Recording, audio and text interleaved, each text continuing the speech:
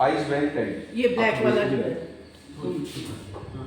Ice bank tank, इसमें क्या होता है कि 50% पानी 50% ग्लाइकोल का सॉल्यूशन इसमें होता है। पानी को अगर हम 0 डिग्री से नीचे लाते हैं, 0 डिग्री पे पानी जम जाता है, बर्फ हो जाता है, लेकिन अगर वो 50% ग्लाइकोल उसमें मिला देते हैं तो पानी लिक्विड रहेगा, जमेगा। ये -12 to -15 डिग्री तक इसका टेम्परेचर है। ग्लाइकोल एडिबल है? एडिबल तो इसमें कांटेक्ट में आएगा ही, कांटेक्ट में ये तो बाहर से पीएचई में बाहर से इसको, तो ये क्या करता है, जैसे हम यहाँ से गर्म पानी बाहर से प्लेट में जा करके उसने जैसे दूध को गर्म किया था, ऐसे ही 72 डिग्री का जब दूध उस पाइप से कोल्ड सेक्शन में जाएगा तो वो एकदम से बाहर से वो -15 डिग्री का पानी उसको टच करेगा, तो वो सॉफ्ट ट्रीटमेंट से जो ई कोली बैक्टीरिया खत्म हो जाता है, एकदम से दूध 4 डिग्री टेम्परेचर पे आ जाएगा।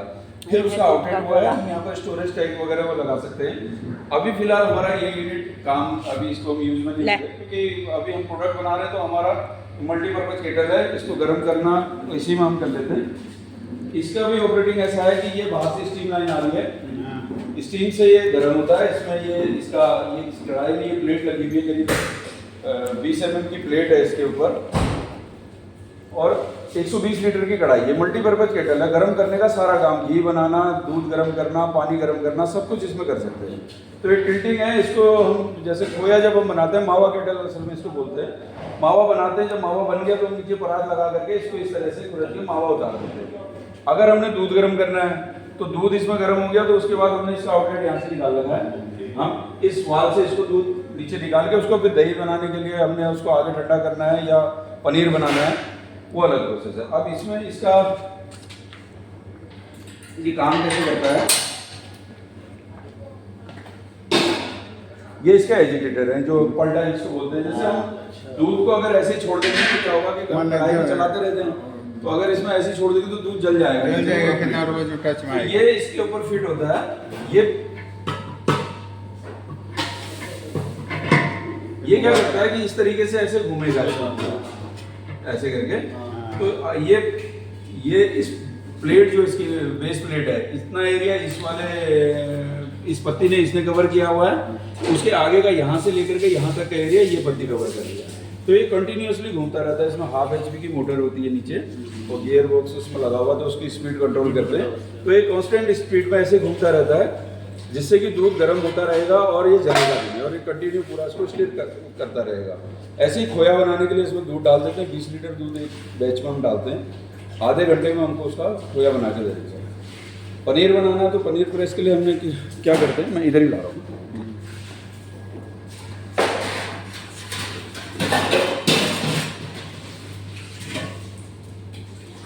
पनीर के लिए क्या होता है, इसमें डॉक्टर साहब एक हमने क्या किया है, कई तरह के बहुत भारी है ना, एक कपड़े में हम जब पनीर को छानते हैं, प्रोसेस वही है, चाहे कितनी बड़ी फैक्ट्री में आप चले जाओ, उसमें क्या होता है न्यूमेटिक प्रेशर से उसको प्रेस करते हैं, उसमें कितने केजी का उसमें PSI का हमने प्रेशर देना है, उससे वो सेट कर दिया। अब होता क्या है कि हमारे पास स्किल्ड ऑपरेटर इसमें यहाँ पर गाँव में मिलना मुश्किल होता है।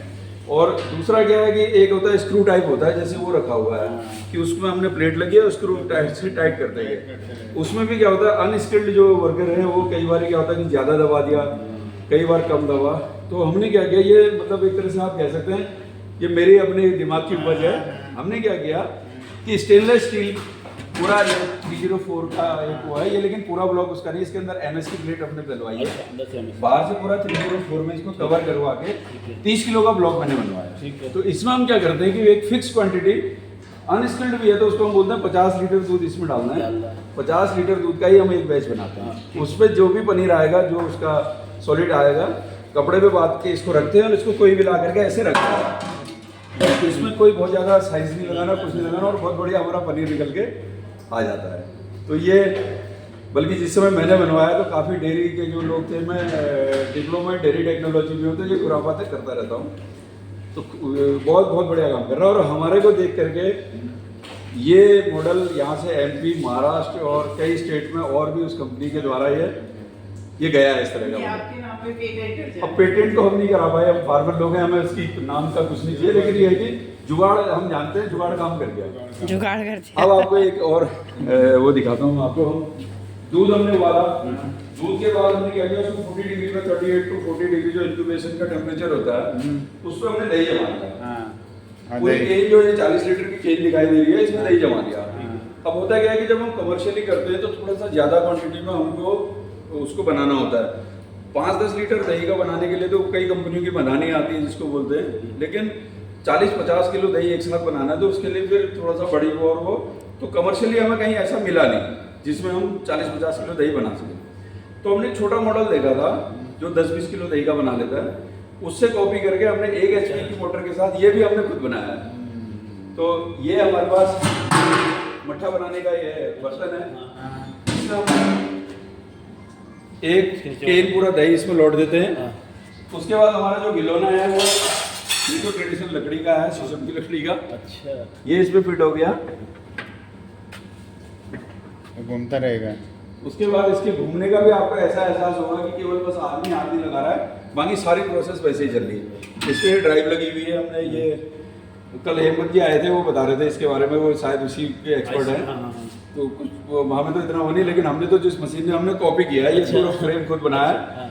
तो इस पे क्या करते हैं कि जब ये चलता है, छाछ बस बन गया। आदमी नहीं है, बस बाकी सारा वो और मट्ठा बनाते रहेगा ये मट्ठा बना ये फिर रोल रोल। अब आपने रोल भी स्पीड है। कम करनी है, ज्यादा करनी है, ये ज्यादा कर दो, कम करनी है। साफंडनी हो और कई बार कहते हैं पहाड़ी में कहते हैं, नहीं। ये पहाड़ी में कहते हैं सबक कम लगाओ, तो सबक इसको कम लगाओ। क्लॉकवाइज एंटी क्लॉकवाइज कितने राउंड देना है वो भी हम यहाँ से सेट कर सकते हैं। तभी वो ऐसा वैसा उसके होता बाद क्या होता है कि दही मैंने कम- बहुत बनाया है, अच्छा, बहुत बनाया दही कम या ज्यादा है तो हम इस लीवर से, जैसे दही ज्यादा है ऊपर और नीचे से- ऊपर को पानी डाल देंगे तो इसको ऊपर उठा सकते हैं। अच्छा, ये मैंने तो इसमें तो मक्खन बनेगा आपका। हाँ, मक्खन बनेगा, मक्खन आएगा ऊपर। हाँ। मक्खन फिर भी मक्खन सेपरेट करते हैं, मट्ठा को फिर अलग से पैक कर देते हैं। पैक कर देते हैं। तो ये मतलब ऐसा है कि बहुत एडवांस नहीं किया है, क्योंकि एडवांस में तो क्या होता है जो मट्ठा बाजारों में आती है ना, हाँ। वैसे देखा जाए तो कई सारी चीज़ें FSSAI की भी ऐसी हैं। अब वो कहते हैं कि टाइट्रेटेबिलिटी जो होती है वो एक फिक्स रखो आप। वो SMP जो स्किम्ड मिल्क पाउडर आता है उसको घोल करके उसी में कल्चर मिला के पैकेजिंग कर देते हैं, उसी में बन जाती है। तो वो ट्रेडिशन से बिल्कुल अलग हो गया। वो उसको आप बटर मिल्क कहते हैं, लेकिन ये बिल्कुल ट्रेडिशनल है। तो इसमें हम बाजार में बहुत नज़दीक में बहुत जल्दी इकट्ठा हो जाता है, जैसे वो रहता है। लेकिन जो हमारा टेस्ट बड्स हैं, पहाड़ के लोग या जो लोग मट्ठा ज़्यादा पीते हैं, गाँव में जिसने पी रखा है, वो इसी के हैबिचुअल हैं और इसी को इसी पसंद के है। बिचौले। हाँ, अच्छा, इसमें जो आप दूध इकट्ठा करते हो अपने ही आपके नहीं और गाँव के और हाँ, लोगों गाँव के लोग आते हैं। तो हमारा अपना प्रोडक्शन इतना नहीं होता। आप इधर आराम से आइए। आप सेल करते होगे ना?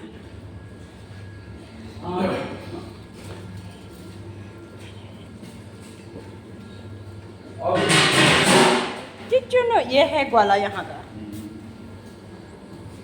जैसे मैंने आपको बताया ना, दूध का मैंने ठंडा करने का आपको BNC के बारे में बताया। तो क्या होता है कि कूलिंग चेन मेंटेन करने के लिए हर आइटम के लिए अलग तरह का इंस्ट्रूमेंट है या अलग अप्लाइंसेस हम यूज़ करते हैं।